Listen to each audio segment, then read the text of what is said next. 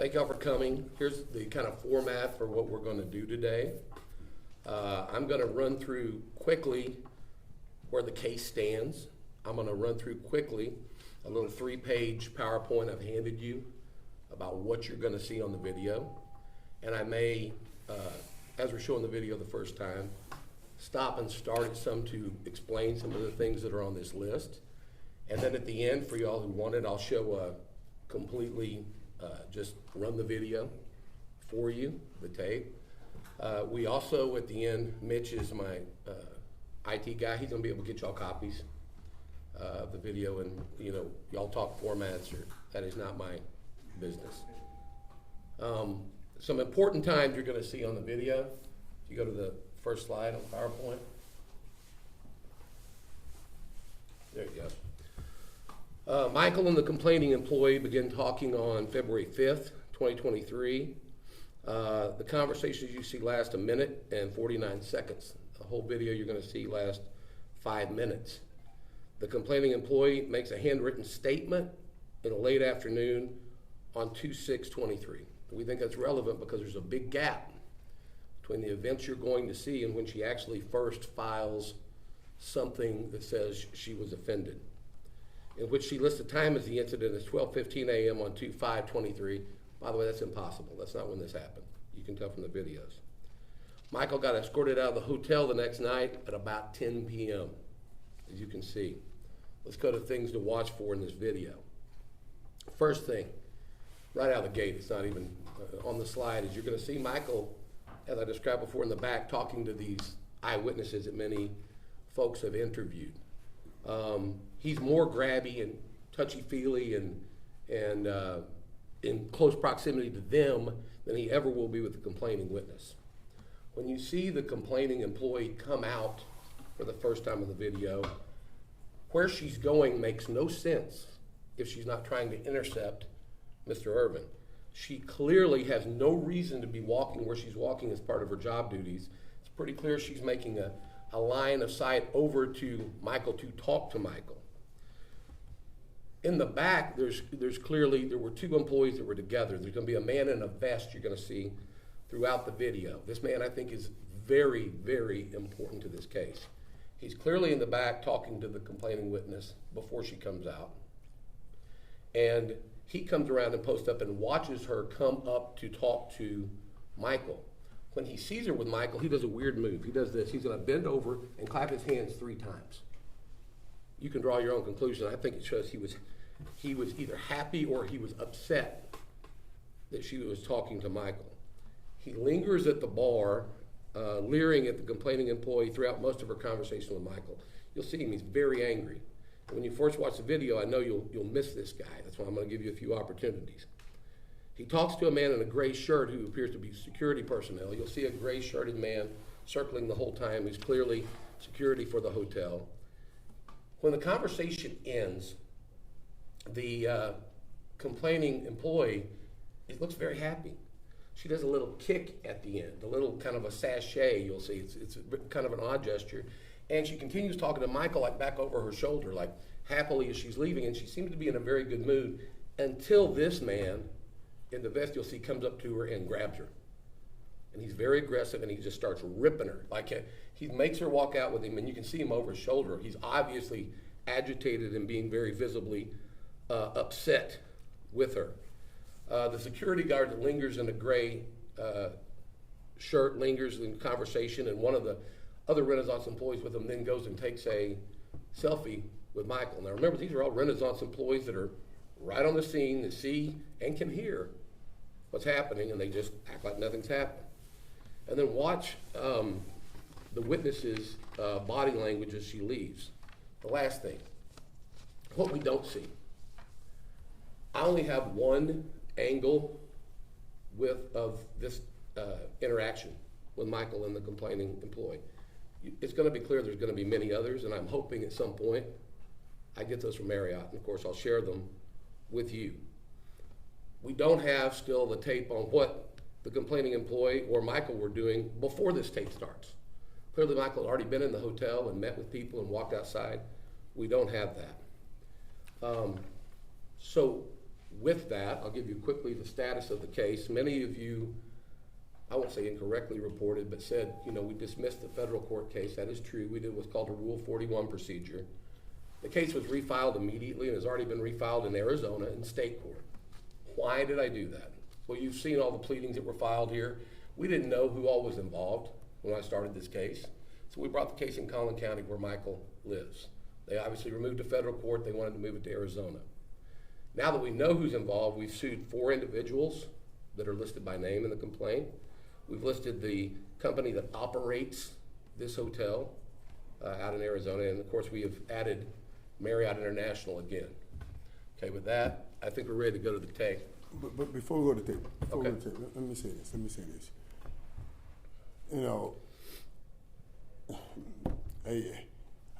I get texts all day from the guys that I work with, and I do miss working and everything. But this is more than just work. I'm in between big businesses here, businesses that make billions of dollars with and for each other. But when you get called in a room and somebody tells you, hey, pack your bags, you're relieved of duty, go home. And I said, why? What happened? Well, you sexually assaulted somebody. So who, when? What? And nobody was in my room. Well, don't worry about it. Go home. We'll talk about it. I said, wait, if you're telling me I'm doing something and I do not know what I'm doing, you can't tell me to just go home. I played this game hard. I played the game physical. And you guys know, we all worry about it. We see what happens with our brethrens, and we now know about CTE. I'm saying, how can you say I'm doing something and I don't know it and you tell me to go home? I couldn't go home. Steve, they put me in a hotel other than a Marriott, and they watched me, him and the staff, for 3 days. For 3 days to make sure that I wasn't doing anything crazy. Make sure that I was okay mentally. And you guys know how hard we fought to get this tape. While I was sitting there and they were looking at me, we kept asking for the tape. Let us see what we're doing. Let us see if we're doing something. You saw how hard we fought legally. I'm just thankful. I'm just so thankful for those witnesses. I'm so thankful for this video. Because without it, I just don't know where this would have gone. This is a sexual assault. This is what they're calling sexual assault. It just, you can run the video. Okay, as we start here, y'all can see up to the top right, Michael is outside with the gentleman that were here last time via Zoom. I call them the TMZ witnesses because they were the first to interview them, but it's 3 gentlemen. If you notice his body movements and what's going on, he's obviously going to be very friendly. There's some other people actually that I don't know their identity. Take a picture. That guy right there on the left, stop it. And go back 10 seconds. Can you do that? When I talked about the people that were in the back talking, I believe the complaining witness, I believe it's this gentleman here who's some kind of a manager, and then you'll see the witness who's been back come out this side, okay? She's gonna walk way around here to this pole instead of back to where her job would be back that way. Okay, go ahead and roll it.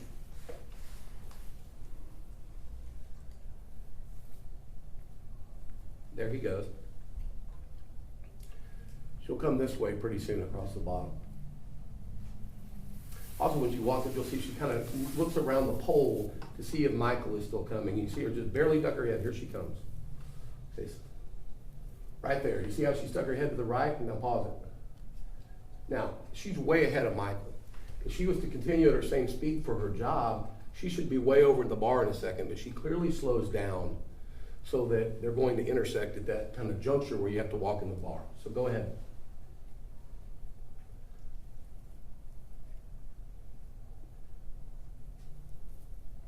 This is the shake I talked to you about in the beginning, the opening shake. Pause it. This guy over here with his hands on his hips is the angry manager, okay? If you go back a few seconds, I want him to see what he does with the hand clap when he sees her with Michael. He's gonna, behind the bar, you'll see him walk out. So focus on him this time instead of on her.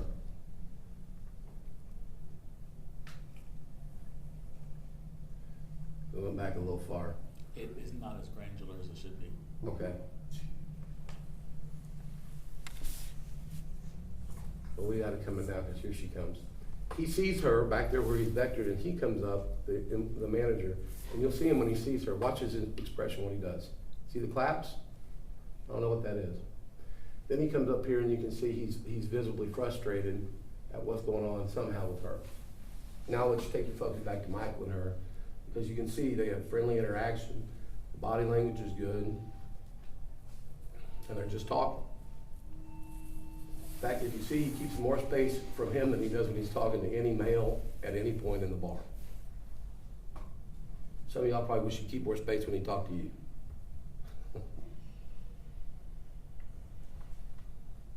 That's pacing, hitting his hands. He's upset over there on the left with whatever's happening. The guy in the gray up top, that's the security guard that's wandering around. He'll circle around many times around Michael and her.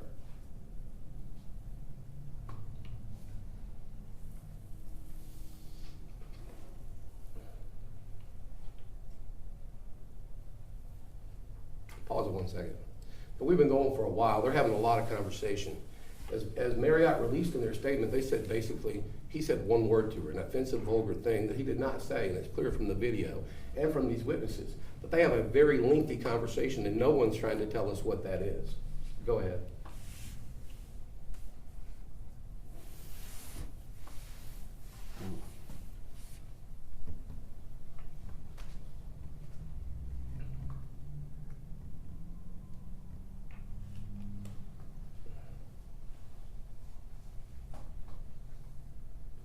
That's where she tells some kind of joke, I believe, to him. You see him kind of bend over.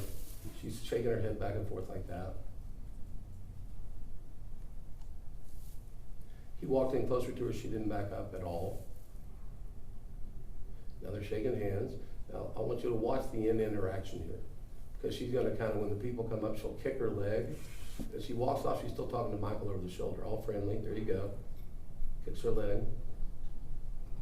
And see right here, she's gonna look back over her shoulder and think of Michael. Now pause it. Okay. They claim he was leering at her. When he looks back in the bar, she's way gone. Because you're about to watch, she's gonna go over here, and that guy is gonna he's gonna get very visibly upset with her. And basically, there's somebody who's, I don't wanna use the word abusive, but there's somebody who's really being forward to her. It's this gentleman here. It wasn't Michael. So watch what happens. Okay, go ahead and roll the tape.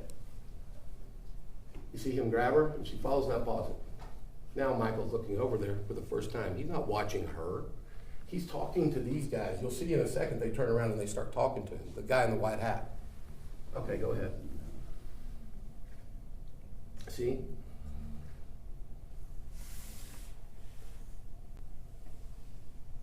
Now Michael walks out to go take a selfie with this, we believe, Renaissance employee, 99% sure. And the security guy stays right there with him, who's been around for the whole conversation, really.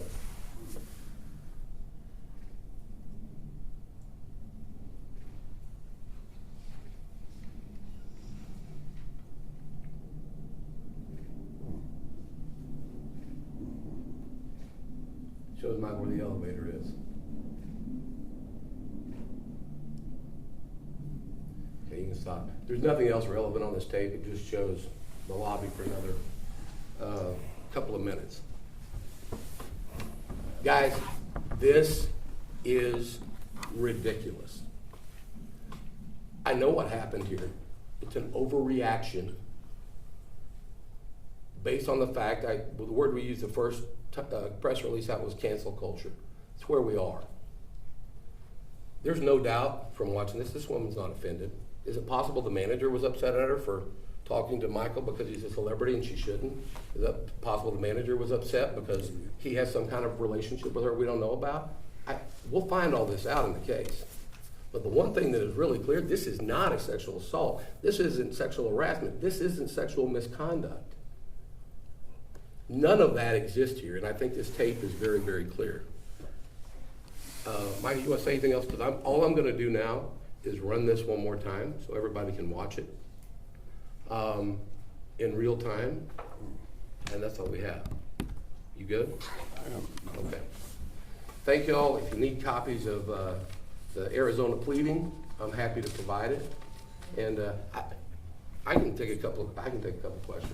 Is there, do you know what you said to her? Can y'all just, her dispute over their claim of what was said, can y'all recall what was said at all?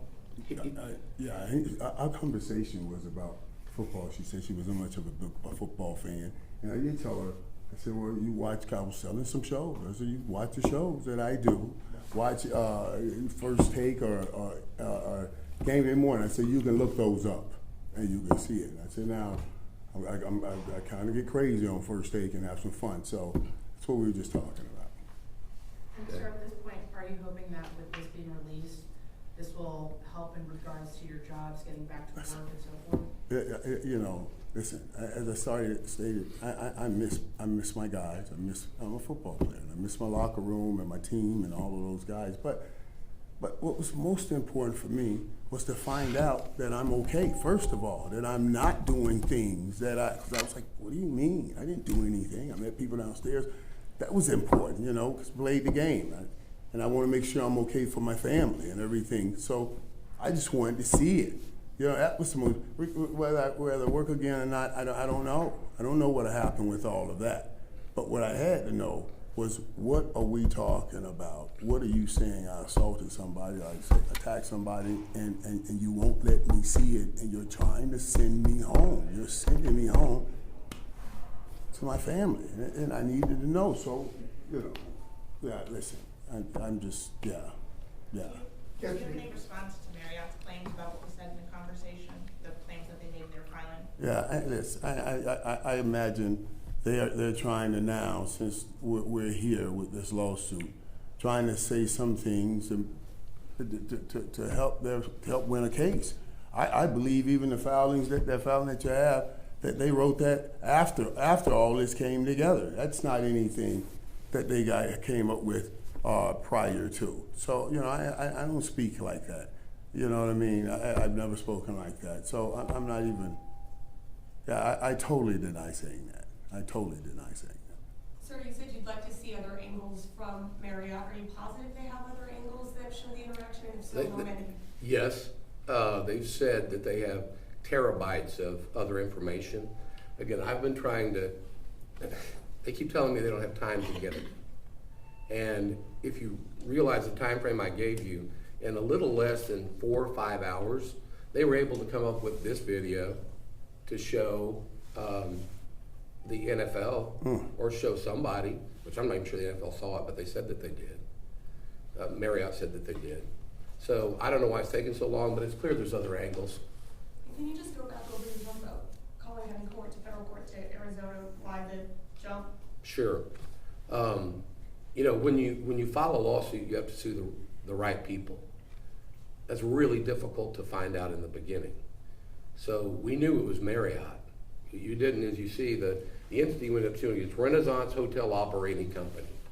Okay, it doesn't have Renaissance, Marriott, downtown, anything in it, anywhere. So we filed it in Collin County as quickly as we could. We actually thought that by filing a lawsuit, we could get them to sit down and go over this tape with Michael, like Steve asked them repeatedly in Arizona. Hey, can we all sit down together and go over this tape? Look at what they've done. They've spent tens of thousands of dollars at a minimum to keep y'all from seeing this tape. Well, if it's so good for Marriott, why are they doing that? Because they know that any rational person can watch this and see this is either a setup or a after-the-fact invention or something to try to cover why that guy up there is mad. And I don't know why he's mad, but he's clearly frustrated with that employee, and the employee's happy as a lark. I mean, you don't do the little leg kicks and the little over the shoulder and the stuff you'll see when we run it here without that. And you guys take it back to your office and tear it down 1,000 ways to Sunday. Right. We're not here trying to hide anything. Right. I have never wanted to come in here and just give y'all a description of what I saw. I've always wanted to show y'all this. Michael, I know you guys want to let this play out in the court of law to prove your innocence, but there is a court of public opinion, And following last week, people have made decisions. What do you hope this video says to the Court of Public Opinion? What do you mean? As far as perception of you following what Marriott has said, now that this video is out publicly, what do you hope this video shows to the public? I hope it shows what it shows, the truth, just the truth, you know. And listen, you guys understand the court case. There's a lot of things. In these filings, they said basically, well, we had to move her because Michael said he stays here. Like, I'm gonna hunt her down, kidnap somebody, and kill somebody. Come on, it's just mess. Here's the truth. We used to say when we played football, die in the sky, don't tell no lie. It's just the truth. We talk and tell lies, but die in the sky, don't tell no lie. I think we're good. Thank you, guys. I appreciate it. God bless, guys. You said you have